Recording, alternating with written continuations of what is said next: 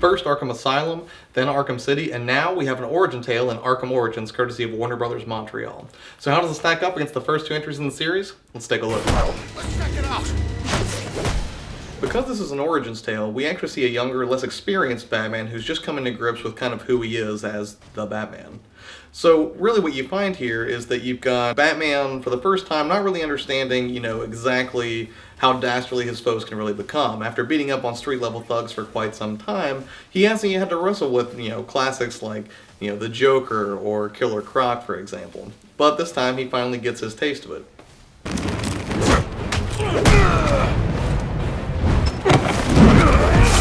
Now, just because you're playing as a younger Batman doesn't mean that you're any less of a badass than you were in Arkham Asylum or Arkham City. In fact, while they toyed with the idea of having Batman make rookie mistakes, tripping over his cape and such, they thought it would kind of detract from the player experience. And while it might be more realistic to have Batman not quite be the, all-star vigilante that, we've come to know, it's certainly better for the gameplay experience if everything that we've come to love about it remains intact. The plot in Arkham Origins is the Black Mask has put a hit out on Batman, offering $50 million to whoever can take down the Bat. Now, obviously there's a lot more to the story than, the surface would imply, but for the most part the story works pretty well. As far as the gameplay itself goes, if you've played either of the other Arkham titles, you're going to feel right at home in Arkham Origins.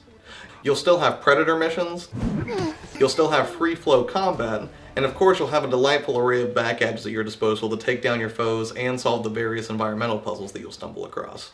Even though this is still set in the Arkham universe, it actually doesn't really have anything to do with Arkham aside from a few tiny story points. So now you have the entirety of Gotham at your disposal. The only problem is Gotham feels kind of empty. Even though it's much bigger, that doesn't necessarily mean that it's much denser.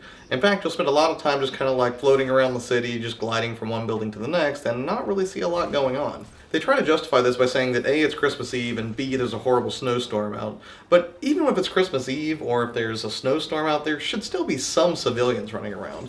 I'm not necessarily advocating that this should become Grand Theft Auto with that level of, civilians running around, but it does seem just really, really quite empty, and it's kind of hard to shake that feeling. Also, traveling from one area to the next, because it's so empty, can feel like kind of a drag. Now, a little bit of this is offset by the fact that Batman can kind of at will summon the Batwing to fast travel to different parts of the map, and while it's admittedly cool, it very quickly just becomes, the default mode of getting from A to B unless you're an absolute purist and want to collect everything.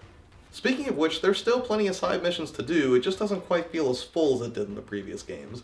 You can still find Riddler trophies, which are now called Enigma data packs, you can still find random crimes happening, and you can still opt to scan and find, hidden anarchy postings all over the city. But once you're done with those side quests, it's back to the main story, which admittedly feels a little bit shorter than the previous entries, but it's still entertaining. It's probably a solid 6 to 10 hours of gameplay if you just rush straight through the main story and don't do any of the side quests.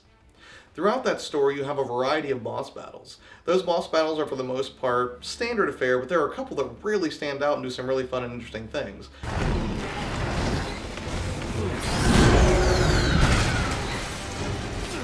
They could have been a little bit longer, but they're ultimately really fulfilling and a lot of fun and a nice change for the series. Of course, not every change for the series was a good one. In fact, this entry has a little bit of a problem with polish. There are at least a few instances where the graphics don't look so great up close and the textures look a little bit muddy, or you have the occasional pop-in. And graphics aside, there's some really strange enemy behavior in some places. It's like the EA got a little bit wonky because you would just find characters just standing there doing nothing, or other interface glitches. It seems like they should have been avoided. Warner Bros. Montreal had a massive task ahead of them following two of the highest rated Batman games of all time, and for the most part they succeeded, but it doesn't quite hit the level of polish that we come to expect from the series. Still though, if you're a Batman fan, you're going to find a lot to love here. So that's it for Batman. Make sure you check out the full review on geekspodcast.com, and don't forget to subscribe so you don't miss out on all of our gameplay reviews, walkthroughs, and so forth, along with a lot of other cool stuff that we've got, like the Zeke and Storm Show or Nerd KO. Alright, thanks so much for watching, have a good one. See ya.